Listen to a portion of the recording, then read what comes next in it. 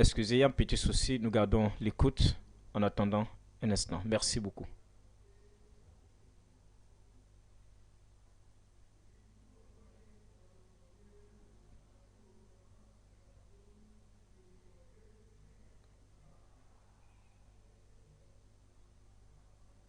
Le français vous parviendra sous peu.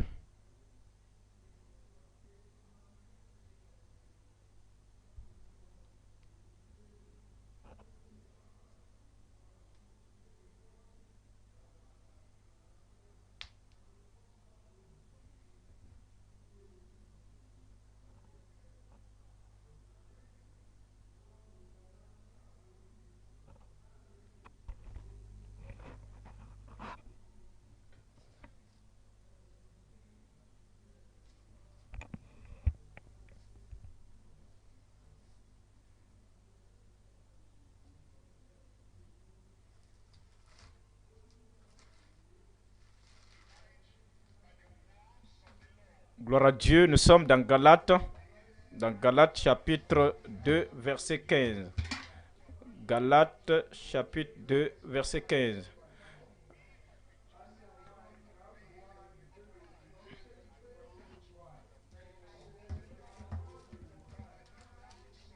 Galates chapitre 2, verset 15. Nous sommes juifs de naissance et non pécheurs d'entre les païens. Néanmoins, sachant que ce n'est pas par les œuvres de la loi que l'homme est justifié, mais par la foi en Jésus-Christ. Nous aussi, nous avons cru en Jésus-Christ afin d'être justifiés par la foi en Christ et non par les œuvres de la loi, parce que nul le chair ne sera justifié par les œuvres de la loi. Verset 17. Mais tandis que nous cherchons à être justifiés par Christ, si nous étions aussi nous-mêmes trouvés pécheurs, Christ serait-il un ministre de péché? Loin de là. Car si je rebâtis les choses que j'ai détruites, je me conçus moi-même un transgresseur. Verset 19. Car c'est par la loi que je suis mort à la loi, afin de vivre pour Dieu. Verset 20. J'ai été crucifié avec Christ, et si je vis, ce n'est plus moi qui vis, c'est Christ qui vit en moi. Si je vis maintenant dans la chair, je vis dans la foi au Fils de Dieu qui m'a aimé et qui s'est livré lui-même pour moi. Verset 21. Je ne rejette pas la grâce de Dieu, car si la justice s'obtient par la loi, Christ est donc mort en vain.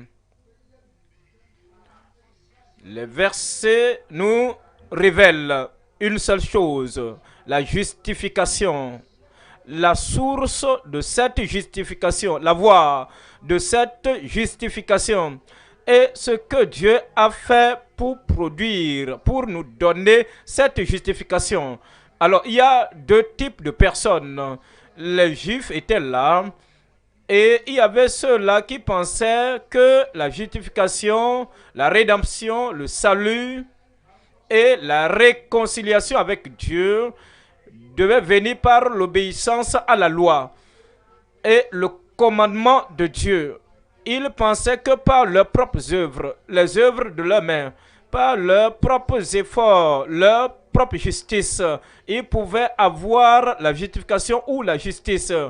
Alors Paul, l'apôtre, il dit, alors ici nous prenons la grâce de Dieu en vain. Si la justice peut venir par les œuvres de nos mains, alors Christ serait mort en vain. Il y a un deuxième groupe de personnes qui ont cru en réalité ce que nous devons croire. Il y a des gens qui croient que non, le salut ne vient pas par nos propres œuvres, que la justification ne peut pas provenir de notre justice de soi. La seule voie par laquelle le salut peut venir, la rédemption peut venir, la justification peut venir, c'est que nous croyons et nous comptons sur Christ et sur Christ seul. Alors, c'est la raison ici, dans ce message, dont le thème est la justification par la foi en Christ, l'unique sauveur. Ce n'est pas Christ et plus les efforts humains, ce n'est pas Christ plus les œuvres de la loi, ce n'est pas Christ plus les efforts humains, ce n'est pas Christ plus l'auto-justice, ce n'est pas Christ plus la loi judaïque. Non, Christ et Christ uniquement. Le thème, la justification en Christ, la justification par la foi en Christ, l'unique sauveur. Nous voyons le message en trois parties ce soir. Premièrement, la loi sans Christ attire le jugement en furie. Quelqu'un qui court d'après la loi, obéissant au commandement de la loi, essayant, s'efforçant que par lui-même, par sa force, par son propre chef, il peut accomplir la loi et être sauvé. Il y a un jugement qui s'abat sur de tels individus. Il n'y a aucune autre voie, aucun autre moyen de quelqu'un, par sa force, par sa justice propre, qui puisse accomplir les exigences de Dieu. Alors, la loi sans Christ attire le jugement en furie. Deuxième point, l'égarement des compromettants jugés pour leur fausseté.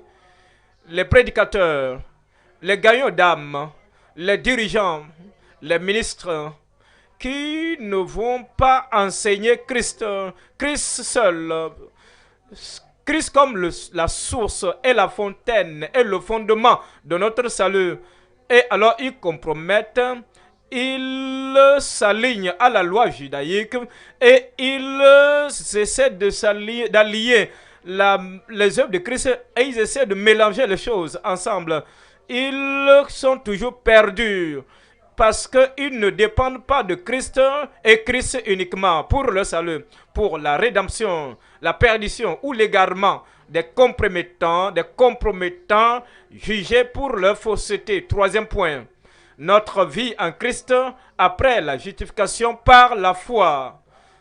Nous sommes venus à Christ, nous sommes justifiés, nos péchés sont pardonnés, nous sommes rachetés, nos noms sont inscrits dans le livre de vie. Après le salut, alors qu'est-ce qui suivra? Après la justification, quoi après? Maintenant que nous sommes sauvés par la grâce de Dieu et que la grâce de Dieu a opéré dans notre vie, qu'est-ce qui doit suivre? Qu'est-ce que cette grâce doit produire dans notre vie?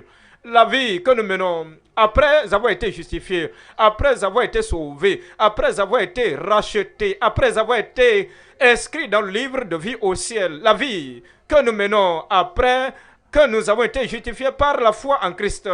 Notre vie en Christ après la justification par la foi. Remontons au premier point. Premier point, c'est quoi? La loi sans Christ attire le jugement en furie. Repartons dans Galates chapitre 2 verset 15. Galates chapitre 2 verset 15. Nous sommes juifs de naissance et non pécheurs d'entre les païens. Néanmoins, sachant que ce n'est pas par les œuvres de la loi, ce n'est pas par les œuvres de la loi que l'homme, le juif ou le païen, sachant que ce n'est pas par les œuvres de la loi que l'homme est justifié, mais par la foi en Jésus-Christ, nous aussi, nous avons cru en Jésus-Christ, afin d'être justifiés par la foi en Christ et non par les œuvres de la loi, parce que nulle chair ne sera justifié par les œuvres de la loi. Mais tandis que nous cherchons à être justifiés par Christ, si nous étions aussi nous-mêmes trouvés pécheurs, Christ serait-il un ministre de péché? Loin de là. Car si je rebâtis les choses que j'ai détruites, je me constitue moi-même un transgresseur. Car c'est par la loi que je suis mort à la loi afin de vivre pour Dieu. J'ai été crucifié avec Christ et si je vis, ce n'est plus moi qui vis, c'est Christ qui vit en moi. Si je vis maintenant dans la chair, je vis dans la foi au Fils de Dieu qui m'a aimé et qui s'est livré lui-même pour moi. Je ne rejette pas la grâce de Dieu, car si la justice s'obtient par la loi, Christ est donc mort en vain.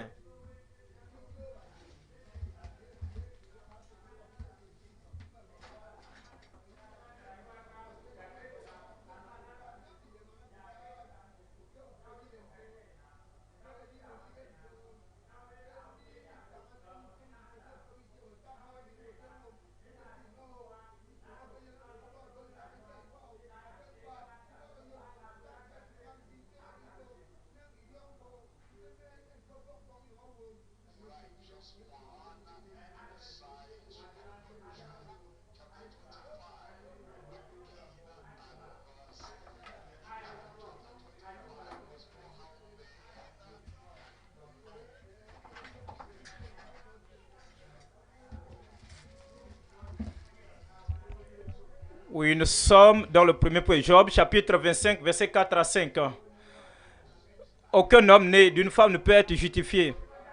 Personne, après la chute d'Adam, personne ayant la nature d'Adam, la dépravation d'Adam, et qui est né par une femme, blanc ou noir, ou brun ou jaune, un philosophe, un psychologue, un homme instruit, un illettré, à la face de la terre, dans n'importe quelle génération, personne dans l'église, hors de l'église, personne de n'importe quelle religion, sur le pédigré et de comment un homme peut être justifié devant Dieu. Comment serait-il pur, celui qui est né d'une femme? Job chapitre 25, verset 5. Voici, la lune même n'est pas brillante et les étoiles ne sont pas pures à ses yeux. Comment l'homme serait-il juste devant Dieu? Et de même les étoiles, qui sont plus élevées que les hommes, plus grandes que les hommes, elles ne sont pas pures à ses yeux. Combien plus forte raison, moins l'homme qui boit le péché, combien moins l'homme qui n'est qu'un ver, le fils de l'homme qui n'est qu'un ver, un vermisseau. Dans Romains chapitre 3, verset 19. Romains 3, verset 19. Romains 3, verset 19. Nous savons que tout ce que la loi dit, elle le dit à ceux qui sont sous la loi, afin que toute bouche, pensez à ça, ceux qui disent qu'ils sont justes sans Christ, les gens qui pensent que leur religion peut les sauver, que leur religion soit la religion chrétienne ou le judaïsme, ceux qui pensent qu'ils sont justes par eux-mêmes, les gens qui viennent même à l'église et ne vont pas se repentir et ne veulent pas croire au Seigneur Jésus-Christ. Ils pensent que tout va bien dans leur vie. Ils vivent, ils aiment la croyance, ils ne boivent pas, ils ne fument pas et ils dépendent sur leur force, sur leur caractère seul. Alors, afin que toute bouche soit fermée et que tout le monde soit reconnu coupable devant Dieu. Le premier élément ici, c'est la culpabilité de ceux qui sont justes à leurs propres yeux devant Dieu. Voyons dans le verset 20, car nul ne sera justifié devant lui par les œuvres de la loi. Prenez cela à cœur, prenez ceci à cœur, peu importe ce que vous faites, peu importe ce que vous essayez de vous laver vous-même, vous essayez d'être juste par vous-même sans le salut en Christ, vous êtes coupable aux yeux de Dieu. Car nul ne sera justifié devant lui par les œuvres de la loi, puisque c'est par la loi que vient la connaissance du péché. Voyons le deuxième élément dans ce premier point, le fossé entre la justice de soi et la vraie piété. La justice de soi que nous voulons produire sur la terre. La piété, ce que nous voulons recevoir de la part de Dieu, c'est par la grâce de Dieu. Alors, le produit de la terre, la justice de soi, est très éloigné de la piété qui est un produit du ciel. Alors, il y a un fossé, il y a un abîme entre la justice de soi et la vraie piété. Dans Galates chapitre 2, verset 15. Galates chapitre 2, verset 15. Et nous sommes juifs de naissance. Et sachant les juifs de l'ancienne dispensation ou les juifs d'aujourd'hui, néanmoins sachant, verset 16, que ce n'est pas par les œuvres de la loi. Vous voyez, des gens qui savent la transformation des caractères. Si vous avez ce défi, voici comment il faut vous calmer, voici comment il faut vous temporiser. Tout homme qui mène sa vie naturelle, et dit, alors il s'adresse à tout le monde. Néanmoins, sachant tout le monde dans l'église, parmi nous ici, parmi eux là-bas dans le monde, il dit, je viens à l'église maintenant il y a 20 ans. Je sais comment me purifier, je sais comment m'améliorer, je sais comment arrêter ceci, arrêter cela. Un tel homme, s'il n'y a pas de salut authentique, tu peux améliorer ta bonté, tu peux être généreux, tu peux avoir la justice de soi. Cependant, il y a un fossé entre la justice de soi et la vraie piété, sachant que ce n'est pas par les œuvres de la loi que l'homme est justifié. Les œuvres de la loi. Les œuvres de la loi, elles peuvent être profondes, élevées, larges. Les œuvres peuvent être étendues, nombreuses. Vous pouvez même les multiplier et vous pouvez vous référer à eux. Vous pouvez même garder un journal de ce que vous faites dans l'agenda. Les œuvres de la loi, je donne ceci, je fais ceci, j'ai fait cela, j'ai dit cela, je m'efforce de faire cela. Personne, nul ne peut être justifié par les œuvres de la loi, mais par la foi en Jésus-Christ. Nous aussi, nous avons cru en Jésus-Christ. C'est la vraie piété là, afin d'être justifié par la foi en Christ et non par les œuvres de la loi. Et non par les œuvres de la loi. Il dit, parce que nul chair ne sera justifié par les œuvres de la loi. Car nul chair, l'obéissance à la loi, gardant l'observation de la loi, même la loi morale, la loi cérémonielle, la loi civile, quelle que soit la loi, par vos efforts, par vos propres essais, nul chair ne sera justifié par les œuvres de la loi. Il y a un fossé, un abîme entre la justice de soi et la justice qui vient de la piété. Voyons Philippiens chapitre 3. Nous lisons à partir du verset 6. Philippiens chapitre 3, verset 6. Ici, il s'agit de Saul. Quand il était Saul, voici la justice de soi. Saul, lorsqu'il était par les œuvres de la loi, qu'il était juste, il pouvait même se réclamer être un homme de perfection. Maintenant, il nous indique que cette perfection de l'homme naturel, cette moralité de l'homme naturel, résulte des œuvres de la loi et cela ne peut pas justifier quelqu'un. Philippiens chapitre 3 verset 6. Quant aux zèles persécuteurs de l'Église, irréprochables à l'égard de la justice de la loi. Cela dit, voici la personnalité qu'il était, mais il n'était pas sauvé, il n'était pas né de nouveau, son nom n'était pas écrit dans le livre de vie. Il pouvait dire à n'importe qui partout, en tant que la justice de la loi. Il était irréprochable aux yeux de la loi. Voyez le verset 7. Mais dans le verset 7, mais ces choses qui étaient pour moi des gains, je les ai regardées comme une perte à cause de Christ. Lorsque j'ai rencontré Christ, je me suis rendu compte que les choses pour lesquelles je me glorifiais, les choses pour lesquelles je bombais le torse, maintenant elles sont vaines. Je dois les voir comme une perte pour Christ.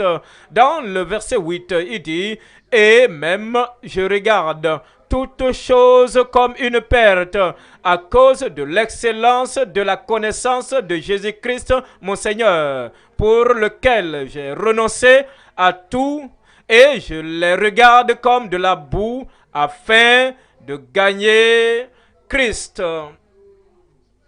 Il dit, je dois laisser tomber tout cela. Je dois laisser tomber la justice de soi, la justice personnelle, afin de posséder la justice du Sauveur. Je dois laisser tomber la justice que j'ai produite par mes efforts humains, afin d'avoir la justice que Christ lui-même, lui seul, a acquise au calvaire. Verset 9. Et d'être trouvé en lui, non avec ma justice,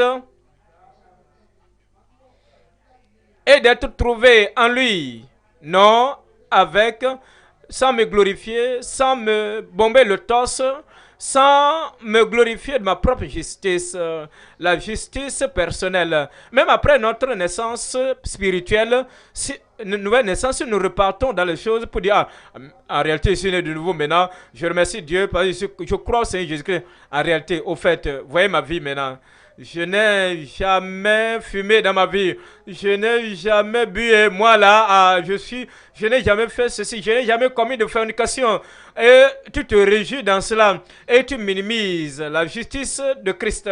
Et tu minimises la justice qui est venue dans ta vie, qui t'a été donnée par Christ, par la grâce, comme un don. Alors, tu es retombé. Tu as basculé dans la justice de soi. Paul dit, afin de me trouver, afin d'être trouvé en lui, non avec ma justice, celle qui vient de la loi, mais avec celle qui s'obtient par la foi en Christ, la justice qui vient de Dieu par la foi. Voyons le troisième élément dans ce premier point.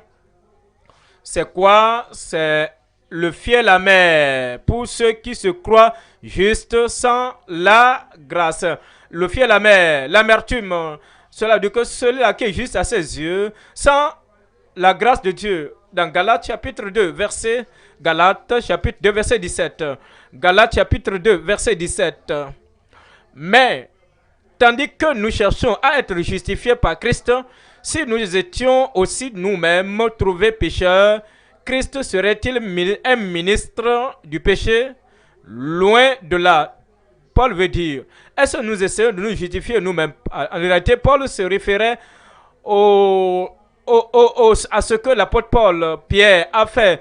Il mangeait avec les païens avant que les Juifs de Jérusalem ne viennent là-bas. Parce qu'il croyait, il sait que Juif ou païen, Pierre ou n'importe qui d'entre eux à Antioche, c'est pas la grâce que nous sommes tous sauvés. Ce n'est pas parce que nous sommes juifs que nous sommes sauvés. Ce n'est pas parce que nous sommes un païen qu'il n'est pas sauvé. Mais c'est par la même grâce, c'est par le même amour de Dieu et c'est par le même sacrifice de notre Seigneur Jésus-Christ à la croix du Calvaire que nous sommes tous deux sauvés.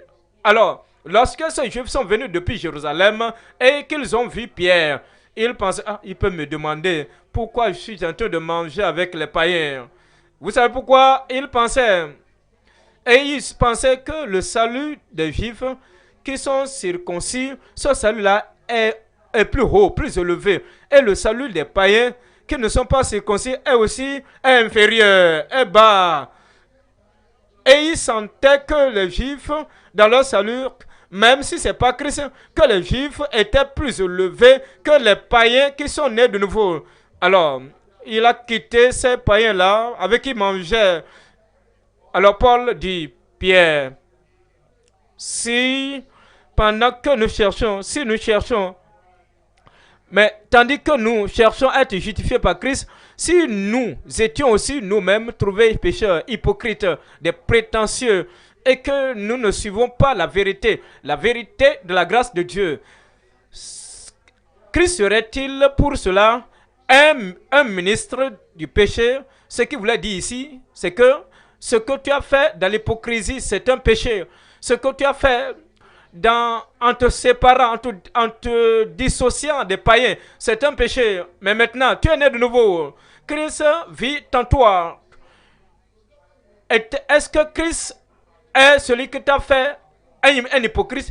Est-ce Christ qui t'a fait que tu te sépares de ces pécheurs? Est-ce Christ un ministre du péché?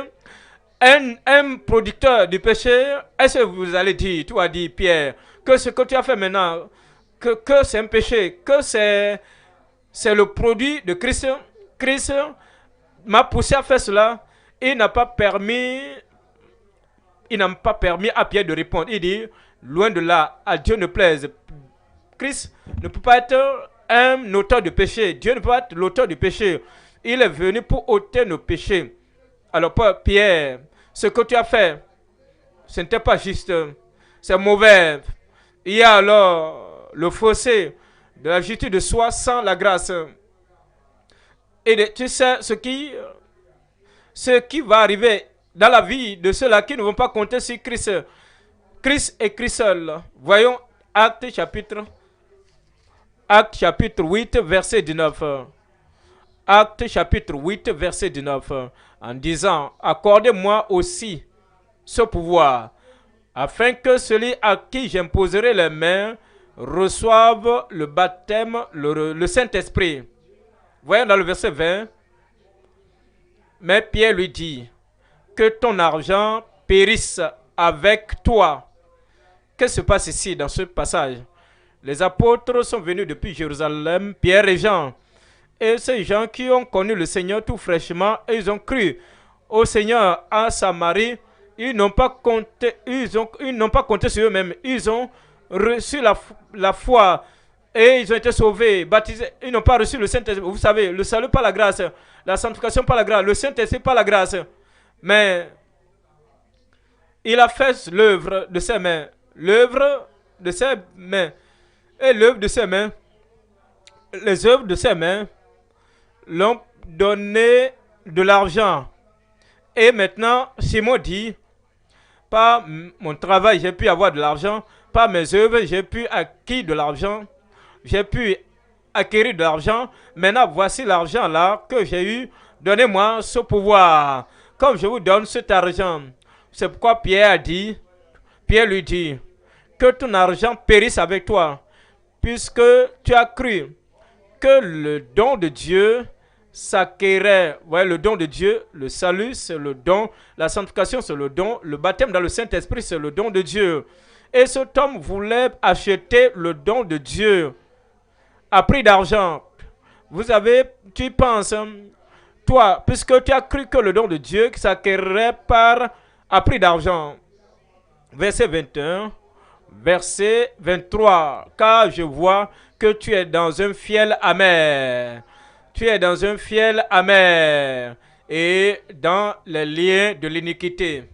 Quiconque essaie d'acheter le salut par les œuvres de ses mains, quiconque veut aller au ciel par les œuvres de ses mains, quiconque essaie ou bien pense qu'il peut avoir la réconciliation avec Dieu par les œuvres de la loi, il est dans un fiel amer et il est dans les liens de l'iniquité. Mais nous n'avons pas besoin d'aller dans cette direction. Le salut est gratuit.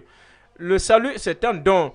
Le Seigneur a dit, car Dieu a tant aimé le monde, qu'il a donné son fils unique, afin que quiconque croit en lui, juif ou païen, afin que quiconque croit en lui, c'est ce que tu dois faire. Tu crois, tu viens à Christ, tu oublies tes œuvres, tu oublies tous tes efforts, toutes tes œuvres, toute ta propre justice. Maintenant, tu viens à Christ. Quiconque croit en lui ne périsse point, mais qu'il ait la vie éternelle. Vous ne périrez point. Vous aurez la vie éternelle. Et comme vous venez à Christ, je viens, sans rien dans mes mains, je viens à toi. Tout simplement, je viens au calvaire, je m'accrie. Mais l'âme qui coule pour toujours et mon zèle ne peut me sauver. Toutes ces choses ne peuvent expier mes péchés. Toi seul et toi seul peux sauver. Et je prie que le salut du Seigneur sera notre possession au nom de Jésus. Nous abordons le deuxième point maintenant. Le deuxième point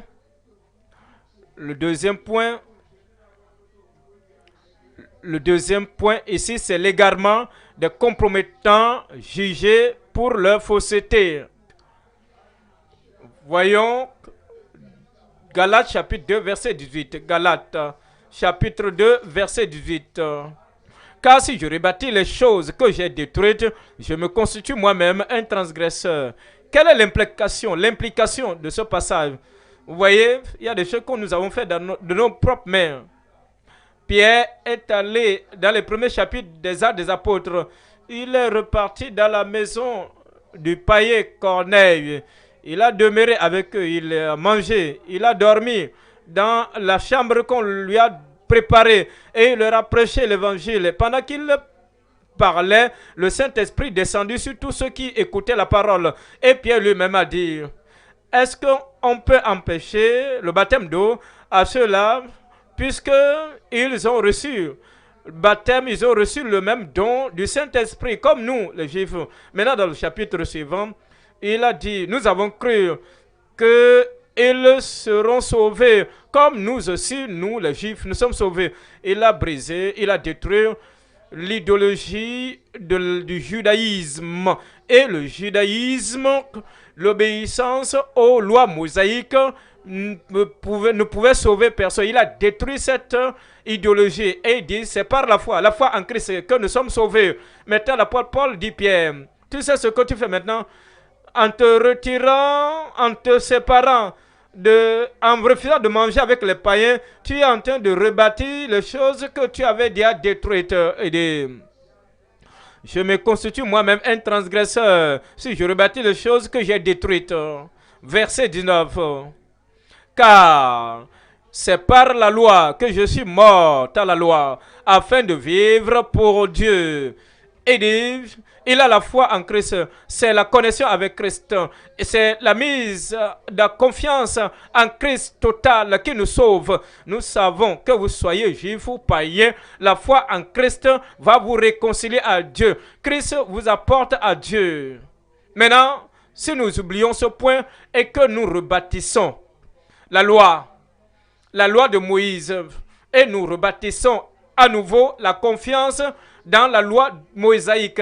Nous rebâtissons ce que nous avons détruit auparavant. Alors nous nous constituons nous-mêmes des transgresseurs. Alors nous voyons l'égarement des compromettants jugés pour leur fausseté. Nous voyons 3 éléments. Premièrement, des transgresseurs inconstants, bâtissant sur le légalisme. Le légalisme, la loi. Il s'agit de la loi, le système des Juifs pour vraiment être réconciliés avec Dieu. Alors, des transgresseurs inconstants, bâtissant sur le légalisme. Deuxième élément, des enseignants incorrigibles qui cultivent l'anarchie et le libertinage. Ils sont incorrigibles, ils ont entendu, ils ont appris que Christ seul est le sauveur. Maintenant, ils sont incorrigibles. Ils continuent sur cette mauvaise voie, ils continuent sur ce mauvais chemin de la loi mosaïque. Troisième élément, des escrocs incohérents qui dissimulent, qui cachent son amour. C'est comme ils sont des anarcheurs incohérents. Ils ne peuvent même pas se comprendre eux-mêmes. Ils pensent qu'ils ne peuvent même pas correspondre à ce qu'ils ont cru avec leur personnalité. Ils agissent de telle manière, ils pensent d'une autre manière, ils vont de telle direction, dans telle direction, et ils vont dans une autre direction dans leur pensée. Ils pensent à Christ et ils sont en train de penser à la loi. Ils pensent au salut, à la sanctification, la justification par la foi en Christ, mais par leurs œuvres, par leurs activités. Les activités sont comme s'ils sont en train de s'accrocher ou de susciter la loi de Moïse, de rebâtir la loi de Moïse. Ils ne sont pas cohérents. Ils sont des anarcheurs, des escrocs incohérents, qui dissimulent, qui cachent son amour. Ils obscurcissent l'amour de Christ au point où ceux à qui ils prêchent ne peuvent pas voir cet amour. Clairement, l'amour de Christ. Revenons au premier élément. Le premier élément ici, c'est quoi? C'est des transgresseurs inconstants, bâtissant sur le légalisme. Repartons dans Galates chapitre, acte 15, verset 11. Acte 15, verset 11. Acte 15, verset 11. Acte 15, verset 11. Mais c'est par la grâce du Seigneur Jésus que nous croyons être sauvés de la même manière que, vous voyez, dans le verset ici, il dit nous. Qui sont ce nous-là? Nous. Il parlait de Juifs. Les Juifs sont venus ensemble. Ils considéraient le salut et la conversion des païens. Maintenant, ils étaient tous des Juifs réunis là-bas. Mais eux, ils parlent des païens de l'autre côté qui étaient sauvés par le ministère de Paul et de Barnabas. Et ils sont venus leur soumettre le rapport. Voici ce qui est arrivé là-bas. Maintenant, ils ont conclu. Verset 11. Mais c'est par la grâce du Seigneur Jésus que nous, les Juifs, croyons être sauvés de la même manière que les païens. Voyons dans le verset 19. Acte chapitre 15, verset 19.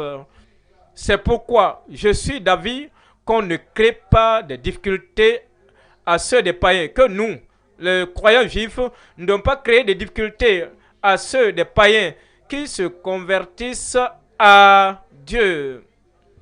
Ils n'avaient pas la circoncision, mais ils se sont convertis à Dieu. Ils n'avaient pas toutes ces choses, ces offrandes des gens juifs, du peuple juif. Ils n'avaient pas à obéir à ces codes vestimentaires judaïques. On ne doit pas les créer de problèmes. Vous voyez, c'est le calvaire. C'est Christ qui apporte le salut. C'est Christ qui donne le salut parmi les païens. Voyez dans le verset 20. Mais qu'on leur écrive de s'abstenir des souillures, des idoles. Mais pour ce point, nous devons leur dire. Maintenant, ils sont sauvés par la grâce. Par la grâce. Et maintenant, ils doivent voir l'amour. L'amour et l'allégeance à Dieu et à Dieu seul. Mais qu'on leur écrive de s'abstenir des souillures, des idoles, de l'impudicité, des animaux étouffés et du sang. Verset 28. Dans le verset 28, car il a paru bon au Saint-Esprit. Il a paru bon au Saint-Esprit. Ce n'est pas à cause de Moïse maintenant, ce n'est pas à cause de la loi de Moïse maintenant, mais le Saint-Esprit. Il a paru bon au Saint-Esprit et à nous de ne vous imposer d'autres charges que ce qui est nécessaire. Verset 29. Savoir de vous abstenir des viandes sacrifiées aux idoles, pour que votre amour soit totalement donné à Dieu de tout cœur. Du sang, des animaux étouffés et de l'impudicité. De l'impudicité. Choses contre lesquelles vous vous trouvez bien, vous vous trouverez bien. Répondez, vous vous trouvez bien de tenir en garde à Dieu. Nous considérons des enseignants incorrigibles qui cultivent l'anarchie et le libertinage. Après que tout cela a été réglé, personne ne doit repartir à nouveau dans la loi de Moïse. Personne ne doit plus confondre qui que ce soit avec la loi de Moïse et repartir dans les Lévitique pour dire mangez ceci, ne mangez pas cela, pour repartir dans ceci, dans Exode, les statuts, les lois.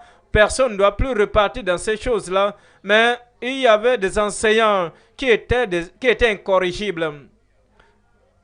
C'est comme quelqu'un allait dans une religion particulière, dans une dénomination particulière, et quelqu'un qui allait dans une église traditionnelle en particulier, et qu'il sorte de cette église, et qu'il se réclame être né de nouveau, il professe être né de nouveau, que la grâce de Dieu l'a fait sortir là-bas pour l'amener dans le royaume. Maintenant, il pratique la religion, la tradition qu'il a abandonnée derrière. Il est incorrigible. Bien qu'il dise, je suis né de nouveau, par la foi en Christ. Les pratiques de cette vieille religion, c'est ce qui continue de pratiquer.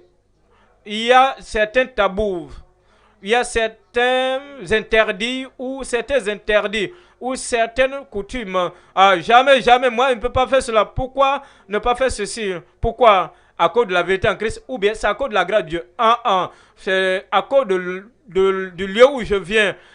Et là-bas, ils ne font pas cela. C'est pourquoi la Bible dit, le Seigneur dit, ils sont des enseignants incorrigibles qui corrigent, qui cultivent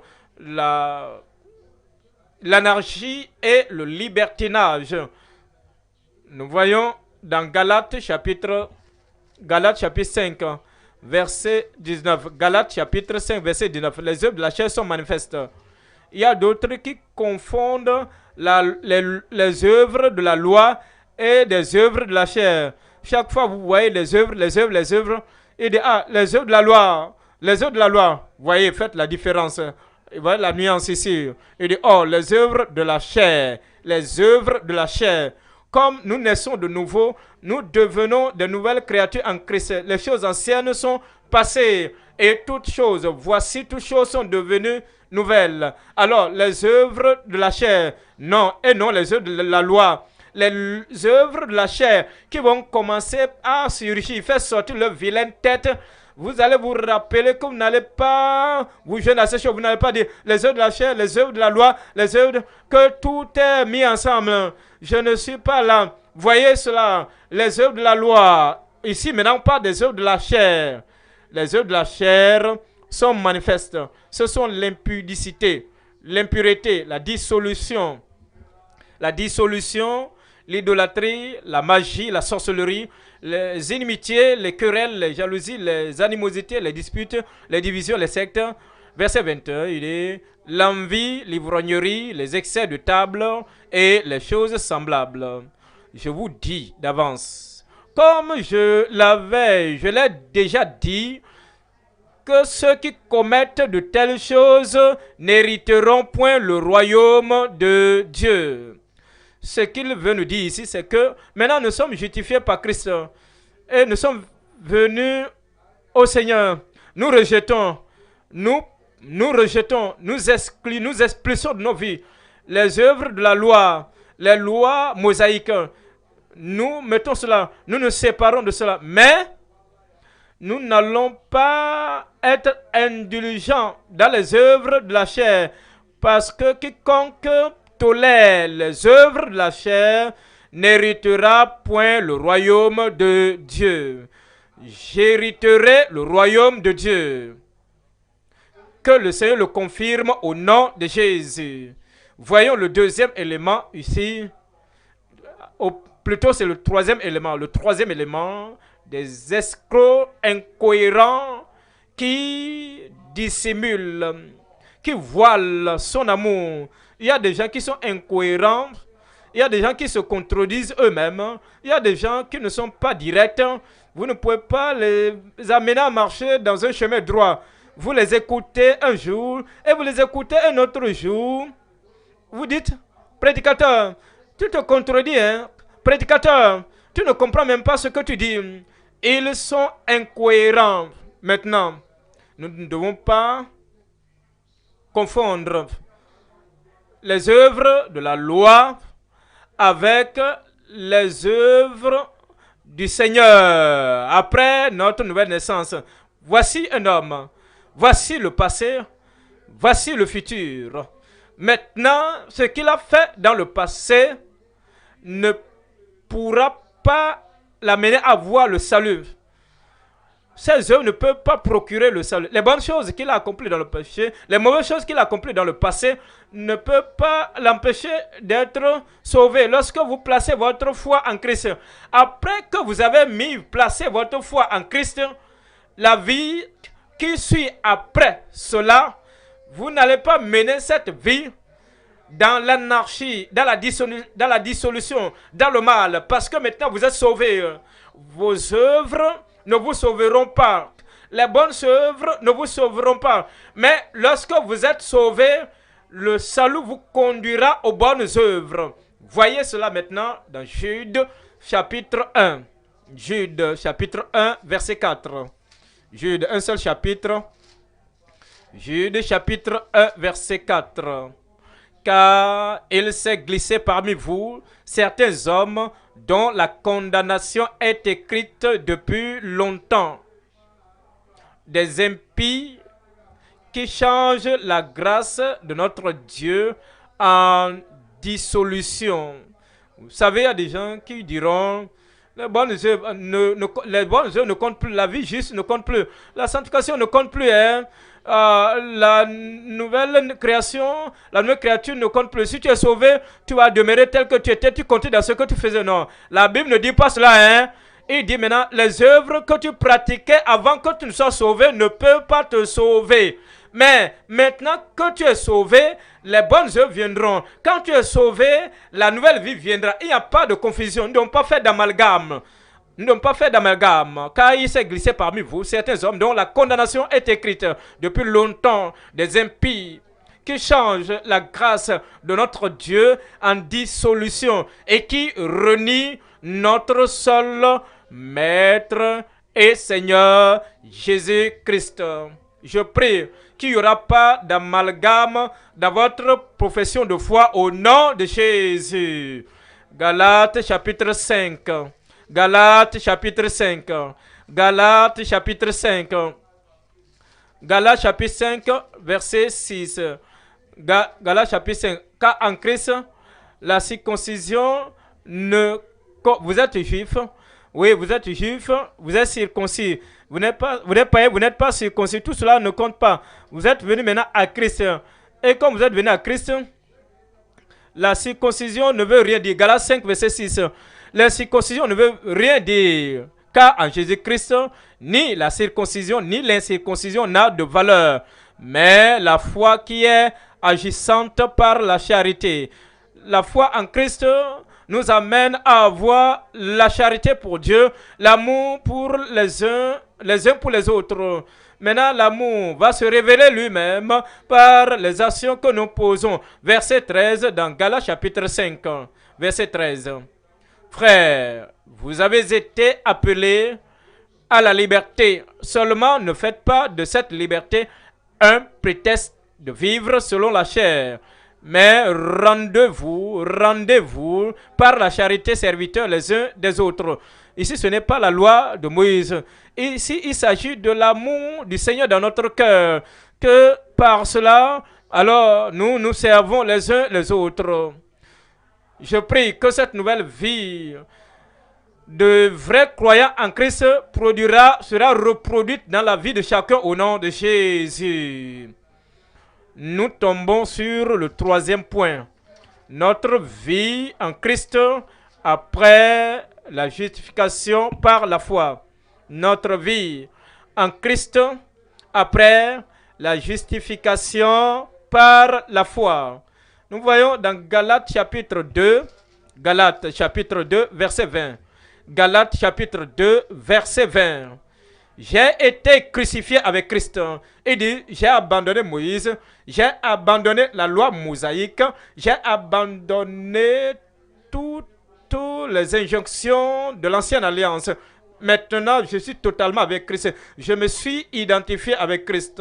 J'ai été crucifié avec Christ. Et si je vis, ce n'est plus moi qui vis, c'est Christ qui vit en moi. Si je vis maintenant dans la chair, je vis dans la foi au Fils de Dieu qui m'a aimé et qui s'est livré lui-même pour moi. C'est l'amour de Christ qui m'a sauvé. Ce n'est pas les œuvres de la loi. Il s'est donné lui-même. C'est le sacrifice de Jésus-Christ qui a apporté la justification, la réconciliation, la rédemption et la justice de Dieu. Ce n'est pas la loi de Moïse qui m'a sauvé et qui s'est livré lui-même pour moi. Verset 21. Verset 21. Je ne rejette pas la grâce de Dieu. Je ne rejette pas la grâce de Dieu. Ceux qui professent avoir la grâce de Dieu et ils vivent dans la nouvelle vie comme dans l'ancienne vie, pas de changement, pas de transformation. Ils rejettent, ils banalisent la grâce de Dieu. Ceux qui professent avoir la grâce de Dieu et ils mènent la vie pire, la mauvaise vie que les criminels n'ont même pas menée, comme les criminels qui n'ont jamais goûté à la grâce de Dieu. Ceux qui disent qu'ils ont la grâce de Dieu et ils disent je peux faire tout ce que je veux faire. Je peux permettre à la chair de me contrôler. Je peux jouir de tous les plaisirs. Je peux permettre à Satan de me contrôler. Parce que je suis sauvé. Je suis sauvé. J'ai la grâce de Dieu. Cette grâce de Dieu ne fait rien dans leur vie. Ils rejettent la grâce de Dieu. Et ceux qui disent, j'ai la grâce de Dieu, hein, mais je laisse la grâce de Dieu de côté, derrière moi. Maintenant, j'aurai la justice par ma propre force. Je n'ai pas besoin de prier moi. Je n'ai pas besoin de compter sur le Seigneur. Je n'ai pas besoin de me conformer à la loi au Seigneur. Je n'ai pas besoin de me confier au Seigneur par moi-même. J'ai la grâce. Mais moi, je ne vais pas utiliser cette grâce. Je ne ferai pas usage de la grâce. Alors, si la justice ne vient pas vous-même, alors Christ est mort en vain. Je prie que dans votre vie, le Seigneur ne mourra pas en vain au nom de Jésus-Christ. Car si la justice s'obtient par la loi, Christ est donc mort en vain. Nous voyons le troisième point ici, c'est notre vie en Christ après la justification par la foi. Premier élément, c'est la vie crucifiée des croyants en Christ. la vie crucifiée des croyants en Christ. Deuxième élément, le style de vie consacré à l'image de Christ, comme le comportement de Christ. Troisième point, élément ici, c'est l'appui constant des croyants sur Christ. Point numéro 1 ici, c'est la vie crucifiée des croyants en Christ. Repartons dans Galates encore. Galates chapitre 2 verset 20. J'ai été crucifié avec Christ. Vous devez avoir une expérience personnelle. Et vous devez connaître le temps, le jour, le moment, lorsque vous êtes venu à Christ. Et vous, de manière volontaire, vous vous êtes soumis à Christ de manière définie pour une expérience définie, que vous vous êtes identifié avec Christ.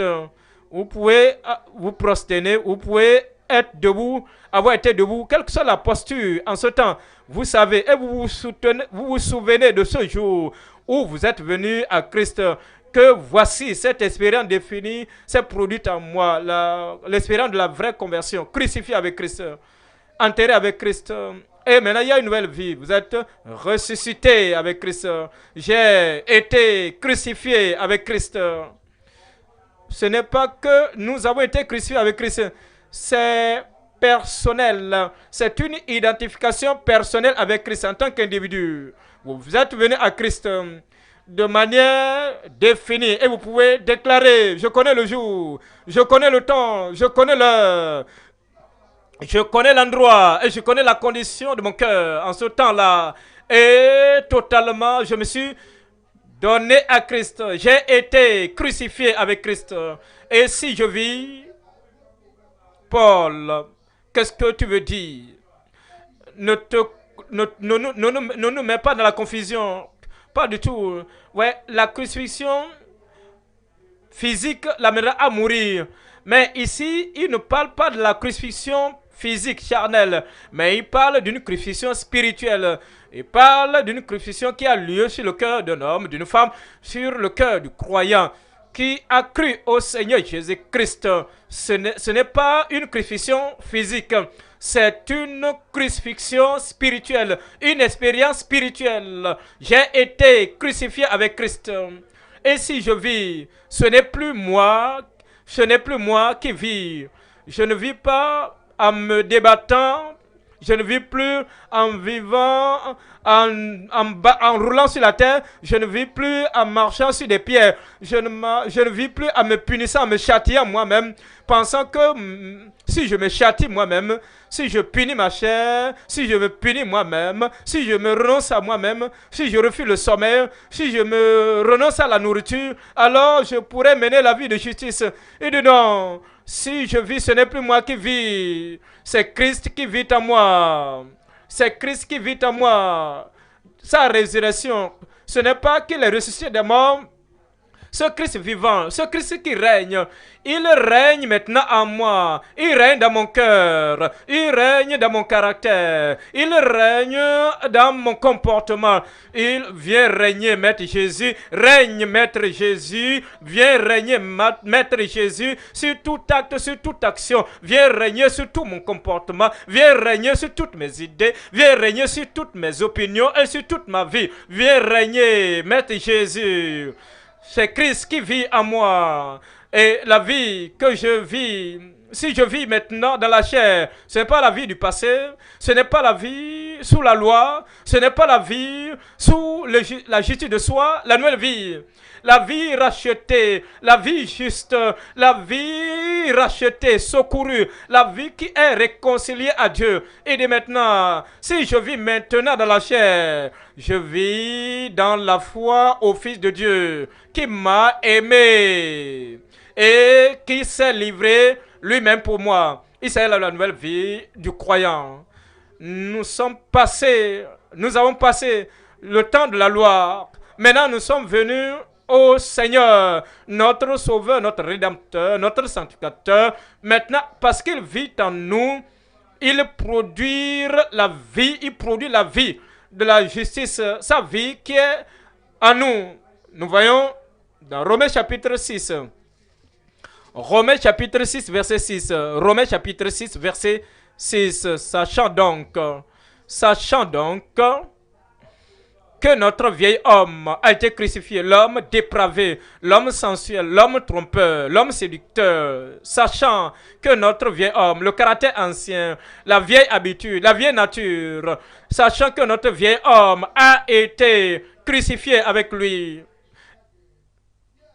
il est rendu impotent. Ce vieux homme, il est rendu invalide, il est rendu handicapé, impuissant. La vie qu'on menait, le caractère du passé, l'habitude du passé, cette nature vieille est crucifiée avec lui. Elle est rendue impotente, impuissante, afin que le corps du péché, la racine réelle du péché et ce qui génère et produit le péché, afin que le corps du péché fût détruit. Ce n'est pas supprimer, détruire. Ne pas gérer, détruire. Ce n'est pas que c'est éclairer, détruire. Ce n'est pas que c'est contrôler, mais détruire. La vie du vieil homme, les convoitises du vieil homme, la colère du vieil homme et les menaces de l'homme, du vieil homme. Ce n'est pas juste de venir, ce n'est pas qu'on contrôle cela, qu'on maîtrise cela. Ce n'est pas que cela est dompté. Ce n'est pas que nous essayons, nous couvrons cela par d'autres choses. Et que maintenant nous essayons, vous grincez les dents lorsque la colère vient. Vous brûlez, vous bouillonnez en vous-même et vous courez rapidement de ce lieu afin de bien grincer les dents. Vous allez où personne ne peut vous voir. Et les psychologues peuvent vous dire que lorsque la colère vient, alors quittez, allez quelque part. Maintenant, visualisez l'image de quelqu'un. Voyez comme c'est cette personne qui a causé la colère. Toute chose mauvaise que vous voulez dire à la personne qui vous a provoqué, allez dans le secret. Alors, cela va ôter votre succès, votre entreprise, votre travail. Sinon, vous allez perdre. Ils disent, allez dans le secret, allez, venant bosser cette personne-là, donner des coups de poing à cette personne-là, dans cette personne imaginaire. Vous voyez, c'est la solution psychologique. Alors, cette personne, vous agissez comme un tyran, comme un tigre. Mais lorsque vous venez à Christ, à la croix du calvaire, maintenant que vous êtes crucifié, et que maintenant vous pouvez dire, j'ai été crucifié avec Christ. L'ancien homme a été crucifié et le corps du péché a été détruit. Le corps du péché a été détruit afin que nous ne servions plus de péché, afin que nous ne soyons plus esclaves du péché. Alors, c'est clair que la grâce de Dieu dans notre vie va apporter la nouveauté de vie et nos vies seront totalement nouvelles. Romains 6, verset 7.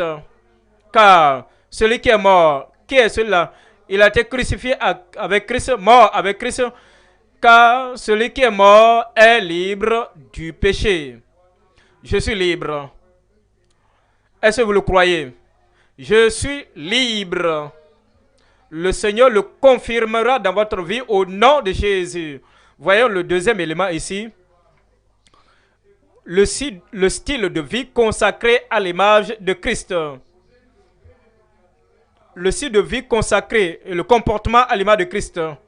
Ce que Christ aurait dit, ce que Christ aurait fait, ce que Christ aurait senti, ce que Christ aurait agi, votre consécration, votre dévouement, que maintenant vous menez la vie que Christ aurait menée si Christ était ici sur terre aujourd'hui, maintenant.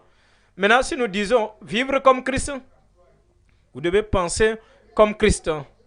Parce que ce sont nos pensées qui apportent, qui produisent nos émotions. Si quelque chose se passe et vous regardez la chose, vous vous focalisez sur cela et vous ne focalisez pas sur ce que vous avez, la grâce que vous avez, la bonté de Dieu et les provisions de Dieu pour votre vie, vous vous focalisez sur ces choses mauvaises. Cette focalisation va apporter le sentiment, la sensation. Si cette chose est une mauvaise chose et que vous focalisez sur cette chose, vous pensez à cela, vos pensées et votre focalisation produiront le sentiment, un sentiment. Ça peut être un sentiment de rejet, ça peut être un sentiment de la dépression, un sentiment de la colère, un sentiment de l'inquiétude et de l'anxiété. juste parce que vous avez une mauvaise focalisation, une mauvaise concentration, un mauvais sentiment. Et à cause de cela, la manière dont vous vous sentez, c'est de cette manière que vous agissez.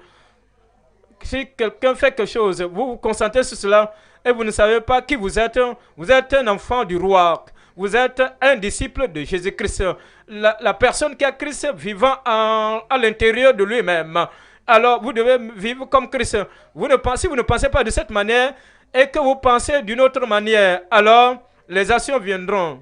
Si vous prenez une nation qui est mauvaise, si vous posez une nation qui est mauvaise, une autre encore, c'est comme si vous marchez sur un chemin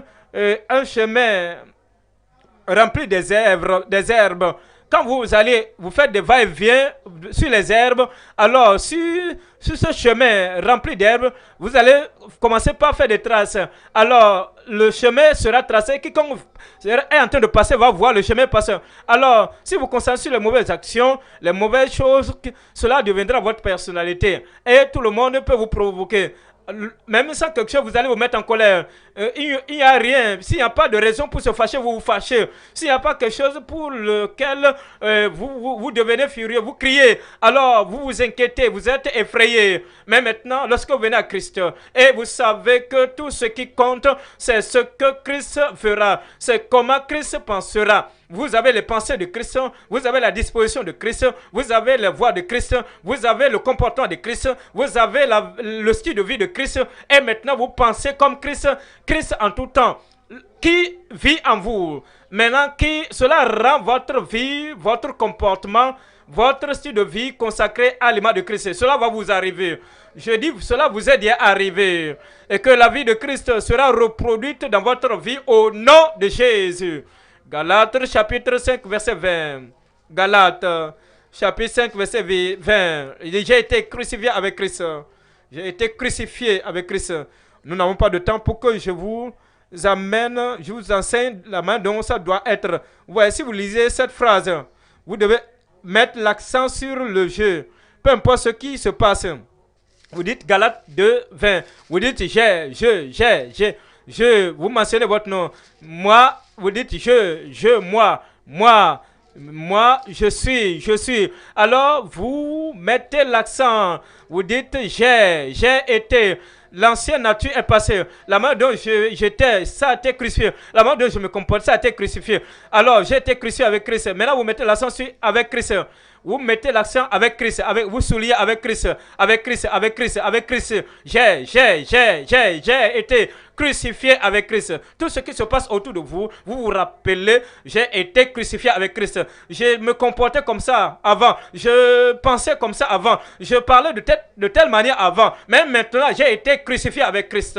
Et si je vis, ce n'est plus moi qui vis. C'est la vie que je mène maintenant, c'est une vie excitante. C'est une vie productive. Parce que si je vis maintenant dans la chair, ce n'est plus moi qui vis. Je ne peux pas le faire par moi-même. Je ne peux pas agir comme ça par moi-même. Il y a une puissance plus grande que ma puissance naturelle. Il y a un pouvoir au-delà de ma personnalité qui vit en grandeur en moi. C'est Christ qui vit en moi. Et si je vis maintenant dans la chair mariée, dans la chair d'un licencié, la chair d'un célibataire, dans la chair. Si je vis maintenant dans la chair, quelle que soit ma situation, que je sois marié ou célibataire, qu'il y ait d'emploi ou sans emploi, Christ est toujours content, je suis toujours content. Christ est toujours excité, je suis excité. Christ est toujours orienté vers un but, je suis orienté vers un but. Christ calme toujours. Christ est toujours au-dessus des tempêtes orageuses. Je suis au-dessus de mes tempêtes orageuses. Maintenant, je vis avec le Fils de Dieu qui m'a aimé. Je vis dans la foi au Fils de Dieu qui m'a aimé. Quelqu'un a douté de moi, mais il m'a aimé. Je peux être en train de traverser de ces choses bizarres. Les gens peuvent dire, ah, il ne m'aime plus. Il m'a aimé. Pourquoi? Ce n'est pas, il m'a aimé et qui s'est livré lui-même pour moi. Je prie que cela soit reproduit dans toutes les vies au nom de Jésus. Maintenant, nous vivons comme S'il était ici sur terre, nous voyons 1 Pierre chapitre 2. 1 Pierre chapitre 2 verset 21. 1 Pierre chapitre 2 verset 21. Et c'est à cela que vous avez été appelés. C'est à cela que vous avez été appelés. Je suis appelé au salut. J'ai été appelé par le Sauveur. Je suis appelé à vivre comme le Sauveur parce que Christ aussi a souffert pour vous, vous laissant un exemple afin que vous suiviez cette trace, afin que vous suiviez cette trace. Qu'est-ce que cela veut dire? Observez la vie de Jésus. J'observe sa vie. J'observe les endroits où il met ses pieds, ses pas. Et je vois ses pas. Peu importe ce qui se passe maintenant, je dis, que ferait Christ dans cette condition? Que ferait Jésus dans cette condition? Que penserait Jésus? Que dirait Jésus? Comment vivrait Jésus? Comment interagirait Jésus-Christ afin que vous suiviez cette trace? Je prie que vous suiviez cette trace. Philippiens chapitre 2, verset 5. Philippiens chapitre 2, verset 5. Philippiens chapitre 2 verset 5. Ayez en vous les sentiments qui étaient en Jésus-Christ. Ayez en vous les sentiments qui étaient en Jésus-Christ. Vous voyez, vous avez migré, vous avez quitté, vous êtes sauvé par la grâce. Et maintenant, vous venez à Dieu par la grâce. Vous êtes connecté à Christ par la grâce. Ce n'est pas que j'ai cru dans la tête. Je crois dans la tête, je crois dans le cœur. Maintenant, j'ai la pensée de Christ, les sentiments de Christ. Tout ce que nous entendons dans les affaires, dans l'actualité aujourd'hui, la pensée de Christ. Peu importe ce qui se passe autour de nous, dans l'économie, dans l'écologie, j'ai la pensée de Christ. Peu importe ce qui est en haut, en bas ou en haut, peu importe les tempêtes, qu'il y a la pensée de Christ. La pensée de Christ qui sait que peu importe ce que le Père, tout ce que le Père a ordonné, a établi, c'est ce qui va arriver. Nous ne sommes pas soupesés, nous ne sommes pas secoués, nous ne sommes pas ébranlés, découragés parce que nous avons la pensée de Christ. À cause de cela, c'est ce que la vie nouvelle, la nouvelle expérience produit dans notre vie. Et dit alors, ayez en vous les sentiments qui étaient en Jésus-Christ. Nous voyons dans 1 Jean, premier épître de Jean, chapitre 2, verset 6.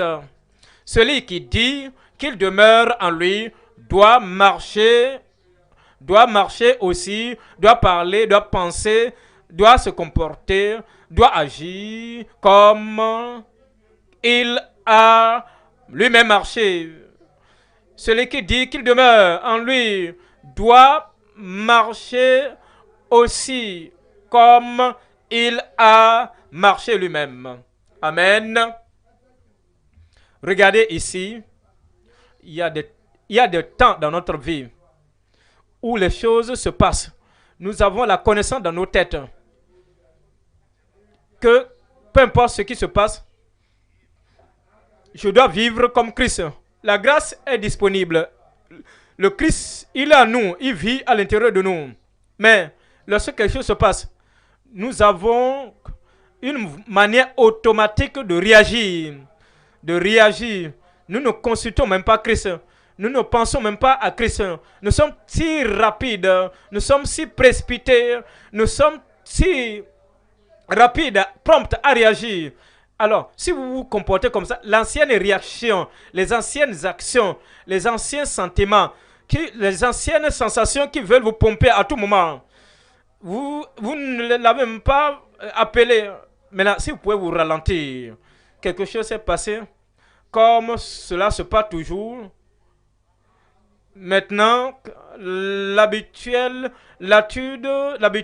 réaction habituelle, vous dites, non, attendez, ralentissez, j'ai le contrôle, parce que vous devez être au contrôle de votre vie. Vous devez être au contrôle, au commandement de vos actions. Vous devez être responsable de votre nouvelle vie. Maintenant, vous dites, Christ, je te remercie parce que tu vis en moi, tu demeures en moi. Voici ma situation, Christ. Si tu étais ici présent, comment allais-tu agir? Comment allais-tu parler? Ralentissez. Si vous ne ralentissez pas, l'attitude ancienne, les vieilles actions, les vieux comportements reviendront encore, vont ressurgir. Vous ralentissez, vous vous relaxez, vous dites, vous temporisez, vous dites, quelle direction allais-tu prendre? qu'allais-tu dire? Quelle pensée allais-tu penser? Puisqu'il dit qu'il demeure en toi, alors ceux qui disent qu'il demeure en lui doivent aussi marcher comme il a marché lui-même. Vous allez marcher comme Christ. Vous allez vivre, votre vie prendra une nouvelle direction. Votre vie aura une nouvelle victoire au nom de Jésus. Troisième élément ici. Dans le troisième élément, c'est l'appui constant des croyants sur Christ. Galates chapitre 2, verset 21. Galates chapitre 2, verset 21. Galates chapitre 2, verset 21. Je ne rejette pas la grâce de Dieu. Je ne rejette pas la grâce de Dieu. Regardez ici, supposons que vous ne serez jamais malade. Je n'ai pas entendu votre amen. Je dis vous ne serez jamais malade. Mais pour illustrer, supposons que vous avez une maladie. Ainsi, quelqu'un qui vous aime a parlé à un docteur. Et ce docteur, ce médecin, il est l'expert numéro un dans le pays. Et il envoie ce médecin excellent. Il dit, j'ai appris que tu as ce défi-là de santé. Je suis là pour t'aider à vaincre ce défi. Et tu le négliges, tu ne le réponds pas, tu ne le réponds même pas. Comment tu te sens? Pas de réponse. Qu'est-ce que tu traverses? Pas de réponse. Ouvre ta bouche, remue ta langue pour que je vois la condition de ta langue. Pas de réponse. Ce médecin sera frustré parce que il a l'assistance, il a le soutien, il a la connaissance. Il peut te rendre bien portant de toute manière dans tous les domaines de ta vie. Mais tu ne réagis pas envers lui. Il sera frustré, déçu, jusqu'à ce qu'il quitte de toi. Vous voyez, la grâce de Dieu est disponible pour nous en tout temps. Par la grâce, vous avez été sauvés. Par la grâce, vous êtes sanctifiés. Par la grâce, vous êtes fortifiés. Par la grâce, vous êtes secourus. La grâce de Dieu est disponible pour vous rendre de type des nouvelles créatures et faire de vous des hommes à succès, des hommes justes que vous ne pourrez jamais imaginer. Mais vous êtes... Cette grâce est frustrée parce que vous ne dépendez pas de la grâce, vous ne parlez pas de la grâce, vous ne comptez, vous ne vous appuyez pas sur la grâce. C'est pourquoi la grâce est déçue. Paul dit, il n'est pas la grâce de Dieu, je suis ce que je suis. Je traverse ce défi, la grâce est là. Je sors de cette persécution, la grâce est là. Je viens maintenant, je sors de cette confusion, la grâce est là. Je sors de ce problème, la grâce de Dieu est là. Je traverse tel problème, la grâce de Dieu est là. Je suis ce que je suis. Et la grâce qui m'a été donnée n'a pas été vaine. Parce que il dit, je n'ai pas rejeté la grâce de Dieu. Je ne rejette pas la grâce de Dieu. À partir d'aujourd'hui, vous n'allez pas rejeter la grâce de Dieu. Je ne rejette pas la grâce de Dieu. Car si la justice s'obtient par la loi, Christ est donc mort en vain. Ce qu'il veut nous dire ici, c'est que je sais que la justice ne viendra pas par la loi. J'étais très familier à la loi. J'étais très habitué avec la loi de Moïse. Mais maintenant, j'ai abandonné cela. J'ai jeté cela en l'air. Parce que la grâce est arrivée maintenant. La grâce a pris place. Et je compte toujours sur la grâce de Dieu. Maintenant, comme vous comptez plus sur la grâce à partir d'aujourd'hui, votre vie sera victorieuse. Votre vie sera juste. Et votre vie prendra une nouvelle beauté spirituellement au nom de Jésus. La grâce merveilleuse, la grâce plus grande que tous nos péchés. Et cette grâce est disponible pour toi ce soir. Tu peux venir au trône de la grâce pour demander le secours au temps de besoin. Et la grâce sera abondante dans ta vie. Dans ma vie. Dans ma vie. La grâce abondante. Au nom de Jésus. Lève-toi et dis au Seigneur, parle au Seigneur, que cette grâce produise son œuvre dans ta vie. Ne rejette pas la grâce de Dieu. Ne rejetez pas la grâce de Dieu. La grâce de Dieu te mènera à bon port. Peu importe ce que tu traverses, la grâce de Dieu va rendre toutes choses parfaites dans ta vie au nom de Jésus.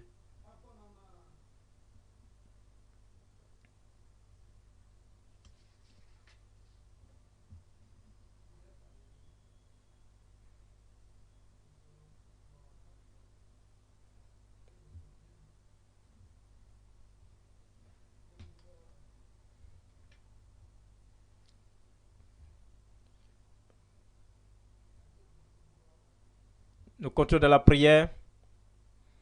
Prions le Seigneur. La grâce de Dieu. Nous prions pour recevoir la grâce abondante. La justification par la foi en Christ, l'unique Sauveur. Prions de fond en comble. Prions profondément afin que ce message descende dans les cœurs. Que ce message descende dans ton âme, dans ton esprit. Nous sommes sauvés par la foi, sauvés par la grâce, qui est un don gratuit de Dieu. Ce n'est pas la religion, ce n'est pas la grâce. Nous sommes sauvés par la grâce. Croyez en Christ. Crois en Christ. J'ai tout abandonné parce que Christ a payé le prix pour moi. La justification par la foi en Christ. Prions le Seigneur. Prie le Seigneur. L'apôtre Paul dit qu'il comptait sur la grâce du Seigneur. Il compte sur la grâce. Il était un enseignant de la parole de Dieu. Il a exposé la parole de manière fidèle. Prions le Seigneur. Ce ne sont pas par les œuvres, mais c'est par Jésus-Christ. C'est par la foi en Christ. C'est par la foi en Christ. Tu as appris aujourd'hui que c'est par la foi en Christ. Il est la source de ton salut. Il est l'auteur de ton salut. Et il t'offre ce salut par la foi en son œuvre à la croix. Prions. Mes frères et sœurs, nous devons prier maintenant pour dire Seigneur, Seigneur, je viens à toi aujourd'hui pour expérimenter cette grâce qui m'apporte la justification. Prie le Seigneur pour recevoir ce que Christ a fait pour toi. Ma vie, je t'abandonne. Je donne ma vie à toi. Tout ce que Christ a fait pour toi, a fait à la croix, c'est pour toi. C'est pour tout le monde. Pour tous ceux-là qui sont coupables, demande le Seigneur. Si tu te sens coupable, demande le Seigneur. C'est le moment d'aller vers le Seigneur. Tous ceux qui viennent, tous sont péchés et sont privés de la gloire de Dieu. Mais ils sont gratuitement justifiés par la foi en Christ. C'est le moment de prier. Prie le Seigneur. Seigneur, aide-moi. Seigneur, soutiens-moi. Seigneur, donne-moi la grâce. Ta grâce ne sera pas vaine dans ma vie. Je ne rejette pas ta grâce. Seigneur, je veux la justification par la foi et non pas les œuvres de la loi. Seigneur, je veux vivre par la foi en toi. Les œuvres de mes mains dans le passé ne peuvent pas me sauver, mais la foi en toi peut me sauver. Je crois en toi, Seigneur. Je viens par la foi en toi. Viens à mon secours. Prions. Reçois la justification par la foi. Crois en cela. Prie. Reçois la justification par la foi. Pour ne pas balloter. Pour ne pas balloter comme un vent de part et d'autre. Prie le Seigneur pour être affermi dans la justification par la foi en Christ. C'est par la foi en Christ. Prie le Seigneur pour ne pas être compromettant. Il y a un fossé entre la justice de soi et la vraie piété. Prie le Seigneur. Il y a une grande fosse entre la justice de soi et la vraie justice. C'est pourquoi la vraie piété, le Seigneur, la grâce est ce pont qui nous relie, qui nous connecte à la vraie piété. Alors, prions, demandons au Seigneur de nous aider. Que cette grâce me rende plus saint, plus juste. Que ta grâce me rende plus sincère. Que ta grâce fasse de moi un croyant sincère, un croyant pieux. Prie le Seigneur, prie le Seigneur. Prie le Seigneur. Que la justice de soi soit bannie de ta vie. Que tu ne sois pas comme Simon le sorcier, le magicien qui pensait que par son argent, il peut acheter le don de Dieu, il peut acheter le Saint-Esprit. Ici, nous pouvons voir que le malheur est abattu sur sa vie. Il est tombé dans le fiel la mer. Prie le Seigneur. Il pensait que le baptême du Saint-Esprit peut être obtenu par l'argent. Non, les expériences chrétiennes, le salut, la sanctification, le baptême dans le Saint-Esprit, tout cela est reçu par la foi en Christ, par la grâce. Lève la main pour dire Seigneur, donne-moi ta grâce, donne-moi la provision par la foi. Je reçois la provision du calvaire. Aujourd'hui, nous devons prier de manière sincère. Nous devons prier de manière sincère. Nous avons vu également l'égarement des compromettants, jugés pour leur fausseté. Nous voyons aussi aujourd'hui de faux ministres, de faux enseignants, de faux prophètes, des serviteurs menteurs, des escrocs. Prie le Seigneur. Le Seigneur a la miséricorde. Il nous a exposé la parole. Il nous a donné un enseignant, des enseignants sincères, des enseignants qui nous dévoilent toute la parole, toute la vérité, tout l'amour de Christ. Prie, remercie le Seigneur pour dire Seigneur, merci de garder mon enseignant fidèle. Nous vivrons par la parole, nous comptons dans la parole sans regarder en arrière. Paul dit, si je rebâtis les choses que j'avais détruites, je me constitue moi-même un transgresseur. Qu'est-ce que tu as eu à détruire dans le passé? Qu'est-ce que tu as eu à te repentir lorsque tu as reçu Christ? Combien de choses tu as confessé? Tu as confessé l'immoralité.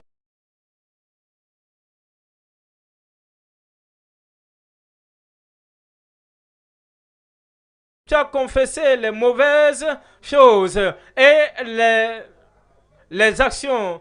Les actions, les œuvres de la chair ne retournent plus dans ces œuvres de la chair, qui est l'évidence.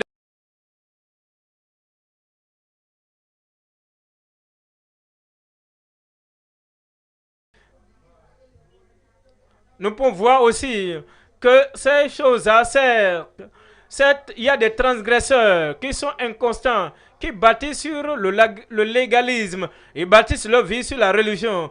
De telles personnes n'ont pas la grâce. Ils n'ont pas la justification. Ils sont inconstants et ils sont des transgresseurs.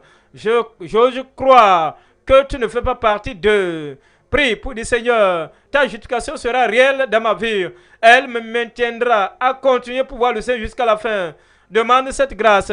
La grâce pour te garder, pour te préserver, pour t'amener à demeurer dans la foi. Avançant, quitter les enseignants, pour quitter les enseignants incorrigibles qui cultivent l'anarchie, le libertinage, la dissolution. Ne sois pas comme ces enseignants, des enseignants incorrigibles qui vivent dans l'anarchie, qui vivent dans la dissolution, qui vivent dans le libertinage. Prie que Dieu te préserve jusqu'à la fin. Demande la grâce, si tu es enseignant, que le Seigneur te maintienne dans la fidélité. Tu vas continuer à vivre dans la vie chrétienne, poursuivant, abandonnant les œuvres de la chair. S'il y a quelque chose qui reste, demande la grâce du Seigneur. Le Seigneur va les expulser. Le Seigneur va t'affranchir de toute culpabilité, de toute condamnation. Vous serez affranchis de toute condamnation.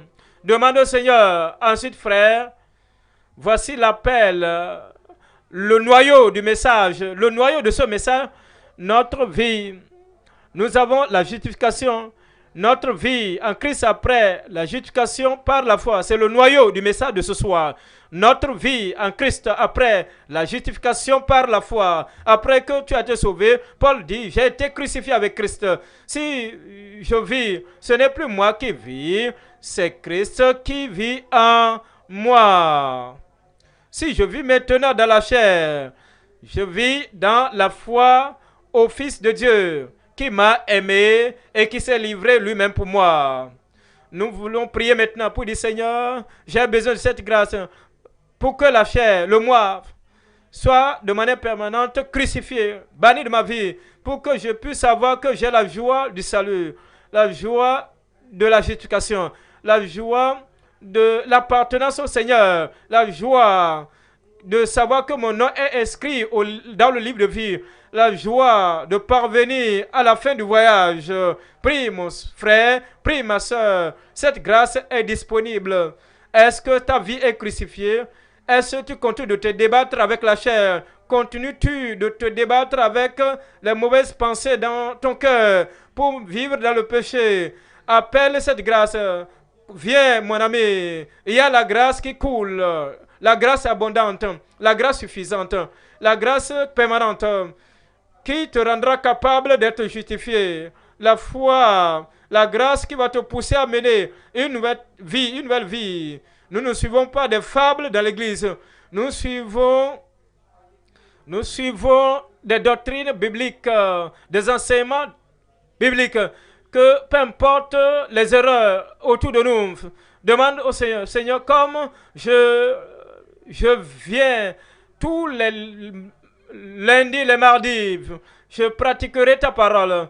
C'est la prière que tu dois faire. Seigneur, aide-moi à pratiquer la parole, à mettre en pratique la parole. Donne-moi la grâce pour mettre la parole en application. Comme nous le faisons, le Dieu de gloire va mener sa vie à nous.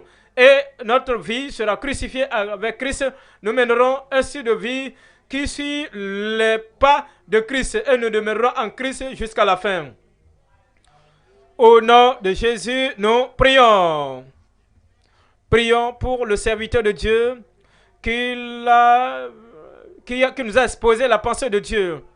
Demande à Dieu que Dieu lui donne plus de cette grâce, que Dieu déverse plus de sa puissance, plus de son onction, plus de sa plénitude sur sa vie, afin qu'il nous nourrisse jour après jour. Chaque jour que nous avons besoin de la parole, il sera disponible pour nous. Prions pour l'homme de Dieu, la capacité, plus de force, plus d'énergie, plus de la plénitude divine. Cela va couler dans sa vie vers l'Église.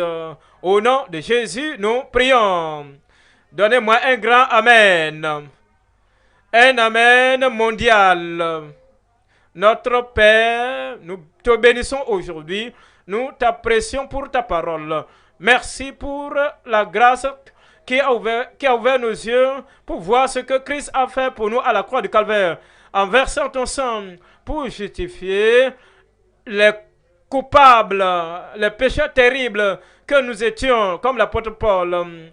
Paul qui était un blasphémateur, il était une personne dangereuse, il était un ennemi dangereux, mais ta grâce l'a amené au salut et il a expérimenté cette grâce à travers ta justification. Seigneur, il nous a donné l'appel et nous voyons l'enseignement.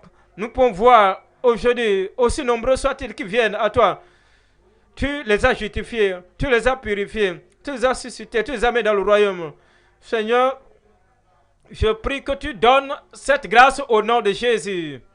Ceux qui sont encore là, sans savoir qu'il y a la justification, ils ne connaissent pas qu'il y a la grâce qui les rendra capables d'avoir tout ce dont ils ont besoin. Seigneur, relâche ta grâce et la justification sur leur vie afin qu'ils fassent cette expérience et l'évidence du changement dans leur vie au nom de Jésus. Seigneur, par cette grâce, les gens autour de nous verront que ces gens sont changés, transformés et qu'ils ont la nature de Christ. Ils sont des disciples de Christ et qu'à travers l'exemple de leur vie, qu'ils sont des enfants, leurs enfants vivant dans la vie d'autres viendront pour te connaître et ils croiront en toi au nom de Jésus, Seigneur. Par ta grâce, comme nous nous préparons pour la croisade mondiale, pour la délivrance qui viendra, la délivrance totale et complète. Seigneur, là-bas, à Ilorin, c'est pas de la prière, tu nous prépareras pour rassembler des multitudes, pour les préparer pour cette grande croisade, ce jour de la justification, et leur vie sera transformée. Ils auront le salut de leur âme. Tous ceux qui sont dehors, qui ne te connaissent pas davantage, ils viendront et nous ferons notre mieux, nous donnons notre meilleur et ils te connaîtront au nom de Jésus. Père, nous te remercions pour nous avoir exaucés. Nous t'adorons et nous t'apprécions pour ta parole. Ton serviteur, nous savons comme tu l'as utilisé, que tu loin, comme l'on s'est sorti, Seigneur, les vertus sont sorties de lui, que tu les remplaces, tu les compenses des centuples fois, des milliers de fois au nom de Jésus. Nous prions pour ce programme qui est devant nous. Merci pour avoir exaucé, car c'est au nom puissant de Jésus, nous prions.